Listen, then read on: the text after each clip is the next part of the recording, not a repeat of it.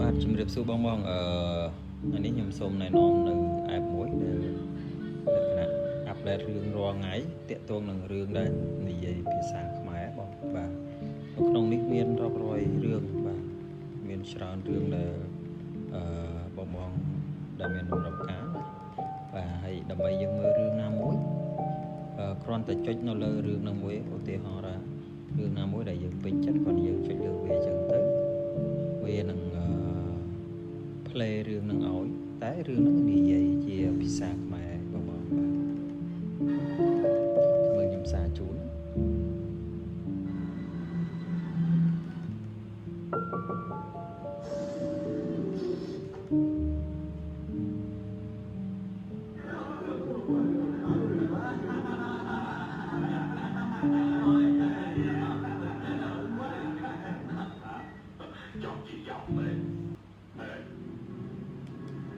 បាទ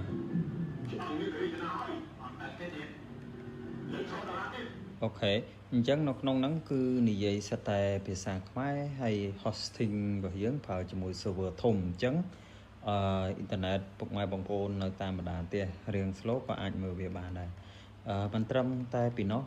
យើងមានជាច្រើនរឿងហើយថែមទាំងនៅកន្លែងហ្នឹងគឺមានរឿងភាគបាទ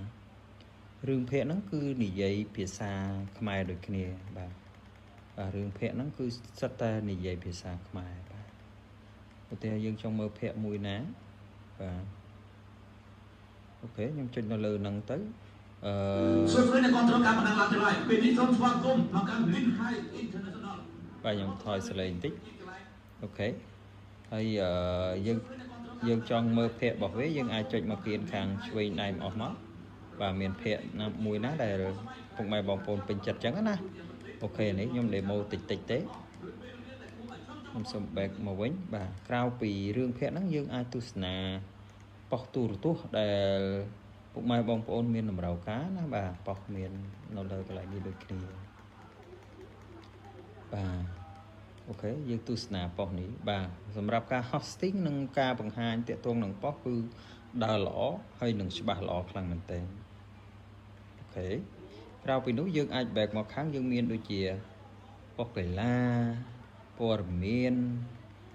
ច្រើនទៀតប៉ុស្តិ៍នៅខាងនេះហ្នឹងបាទគឺមានច្រើនប៉ុស្តិ៍អញ្ចឹងត្រឡប់មកវិញសម្រាប់ពុកម៉ែបងប្អូនមានតម្រូវការទៅលើប៉ុស្តិ៍នេះឬក៏ចង់តេស្តខាងខ្ញុំមានតេស្ត free ជូនណា